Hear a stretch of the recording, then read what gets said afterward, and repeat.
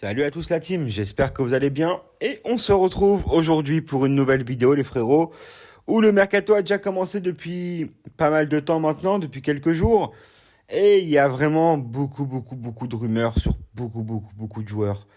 C'est la folie franchement, tellement qu'il y a de rumeurs, je ne sais même pas sur quel joueur vraiment m'attarder. Donc dans cette vidéo là on va essayer de voir un peu à l'impro bien sûr, voilà, je vais vous parler avec le cœur comme d'habitude, comme tout le temps. Le mercato idéal du Paris Saint-Germain. Voilà. Quel joueur faudrait, je pense, selon moi, qu'est-ce qu'il faudrait euh, changer pour que ça puisse enfin marcher? Voilà. On sait que dernièrement, il y a une liste, d'après les médias, d'après l'équipe, je crois, des titulaires indiscutables pour la saison prochaine. Donc, d'après les informations, Luis Campos et Galtier auraient choisi en gardien titulaire Donnarumma. Donc bon, ils vont mettre Navas sur le banc. D'ailleurs, dites-moi en commentaire ce que vous en pensez. Vous êtes plus team Donnarumma ou plus team Navas? Moi, je remercierai toujours Navas pour ce qu'il a fait depuis qu'il est arrivé au club. Donnarumma, ces derniers temps, on a vu qu'il n'était pas très bien, mais c'est l'avenir, entre guillemets. Donc, moi, j'ai hâte de voir. Il faudrait peut-être que le mec se sente bien titulaire et tout, numéro un, pour voir un peu. De toute façon, on a de la chance d'avoir deux immenses gardiens. Donc, on verra bien. En défense, donc le poste de gardien, c'est réglé. Il n'y a pas d'arrivée de gardien de prévu. Areola est parti. Donc ça y est. Donc au bout d'un moment, les gardiens, c'est réglé. On a souvent eu des problèmes de gardiens au PSG. Les gardiens, c'est réglé. C'est un problème du dossier clos. Maintenant, en défense. On a vu que, à ce qui paraît, Hakimi est un titulaire indiscutable pour la saison prochaine, ainsi que Marquinhos. Ramos, comme l'année dernière, avant de signer, s'entraîne pendant toutes les vacances. J'espère que cette année, écoutez, j'espère qu'il pourra jouer. Au moins une vingtaine de matchs, ça serait déjà pas mal. Parce que bon, l'année dernière, il nous a chauffé un peu pour rien. Malheureusement, il a eu beaucoup de soucis physiques. C'est pas de sa faute, hein, parce que bon, le mec est sérieux. Mais bon, au bout d'un moment, le corps lâche. D'après les informations, mais bon, Sabri parisien en rien, on nous dit que c'est faux. D'après les informations des médias, Kimpembe, le club veut s'en débarrasser. Donc, sûrement qu'il va y avoir Skriniar qui va arriver. Donc, c'est une très bonne recrue. Donc, ça ferait. Je sais pas comment Galtier compte jouer. En tout cas, une chose qui est sûre, c'est que Nuno Mendes, faudra qu'il soit titulaire. Et il a signé au Paris Saint-Germain. Voilà, il était en prêt l'année dernière. Donc, ça y est, il a signé, c'est officiel depuis longtemps maintenant. Donc, bon. Si demain tu fais une défense avec une rotation, tu fais Nuno Mendes, tu fais Hakimi à droite, Nuno Mendes à gauche, Marquis, Skriniar ou Ramos, ça peut être pas mal. Moi, je pense qu'il faudrait prendre encore un petit défenseur, un jeune défenseur, je pense, pour la rotation. Presco, est-ce qu'il va partir ou pas? Je sais pas. Est-ce que j'ai envie de le voir partir? Je ne sais pas aussi. Vous savez, moi, j'ai un problème, c'est que j'aime pas lâcher les joueurs. Après, c'est sûr que le club, c'est pas non plus, voilà, c'est pas, on n'est pas là juste pour payer les joueurs. Il faut bien que les joueurs performent. Mais bon, voilà, c'est Presco, c'est bon, c'est un titi, y a pas de souci et tout. C'est pas une raison pour dire qu'il est intouchable ou quoi que ce soit. Attention, hein. C'est pas une raison du tout pour ça. Le mec, il faut qu'il se montre au niveau aussi. Mais je suis sûr que si Presco demain tu l'as dans la rotation et tout, je pense qu'avec son mental et tout, je pense qu'il est capable de pouvoir se rebattre et redevenir sérieux pour vraiment être un top défenseur comme il a été à une courte période. Donc bon, est-ce que ça serait pas ingénieux de prendre, soit de remettre un Ramos en forme pour faire une charnière Ramos-Marquis, soit de faire une charnière avec Skriniar qui va potentiellement, normalement, arriver, avec Marquinhos et un Ramos et Kimpembe dans la rotation. Moi, je pense que ça vraiment peut être pas mal. Moi, maintenant, mon problème, c'est le milieu de terrain, où j'arrive jamais à dire son nom, d'ailleurs, il faut que je le retienne. Vassigna, je crois, si je vous dis pas de bêtises, oui. Qui vient de signer et tout. Donc, c'est un profil un peu à la Verratti, donc très bonne recrue. J'ai vu un peu des skills et tout sur YouTube. Ça a l'air pas mal du tout. Donc, bon, on verra. J'espère que le mec va réussir au club. Franchement, on en a besoin et ça fait plaisir et tout de voir des jeunes joueurs comme ça qui viennent. International portugais. Voilà, il a gagné plusieurs titres avec Porto, donc très bon joueur. Hâte de voir ça et hâte de le voir sur le terrain. Verratti, écoutez, Verratti, moi je le garde et je sais qu'il sera titulaire indiscutable selon l'article que j'ai lu récemment, la saison prochaine. Donc bon, maintenant ce qu'il faut avec les deux, c'est un grand milieu. Et moi, ma première piste au mercato, bien sûr, estival, serait bien sûr de prendre un Seko Fofana, voilà, du RC Lens directement. C'est un joueur coup de cœur depuis pas mal de temps. Ça fait longtemps que j'en parle aussi sur la chaîne. Donc franchement, si le PSG peut le prendre, ce serait incroyable. En plus, c'est pas cher. On parle aussi de Renato Sanchez qui va sûrement venir.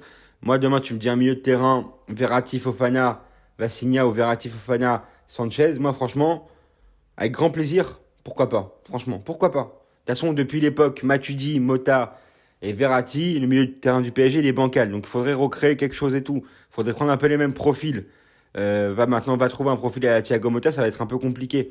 Mais en tout cas, une chose est sûre, c'est que, et Matuidi aussi, qui était très très utile aussi, mais une chose est sûre, c'est qu'il faut, en tout cas, s'il y a deux petits gabarits au milieu, il va falloir un troisième gabarit au milieu qui va ratisser large, qui va être là, qui va être dans la combativité, qui va avoir un rendement défensif très très élevé aussi, c'est super important. Donc bon, voilà, on a deux bons créateurs, on a Verratti qu'on connaît parfaitement maintenant, on a Vassigna qui est aussi un milieu créateur, qui aime distribuer des ballons, qui joue vers l'avant. Maintenant, on va aussi avoir un pilier aussi au milieu de terrain, un style de Kanté. Bon, s'il est un peu plus grand, il sera un peu moins vif et un peu moins agile. Mais voilà, un style de Patrick Vieira, vous voyez ce que je veux dire ou pas? Donc pour moi, Seko Fofana, ce sera incroyable. Franchement, voilà, il faut quelqu'un de méchant au milieu. Vous voyez ce que je veux dire ou pas? Il faut un chien au milieu. Voilà, attention, il faut un pitbull, il faut un mec qui est là, il laisse rien passer. C'est ça qu'il faut. Il faut un mec vicieux au milieu de terrain. Voilà, regardez dans toutes les grandes écuries d'Europe, il y a que des oufs au milieu de terrain. Il faut un fou au milieu de terrain. Il faut un fou.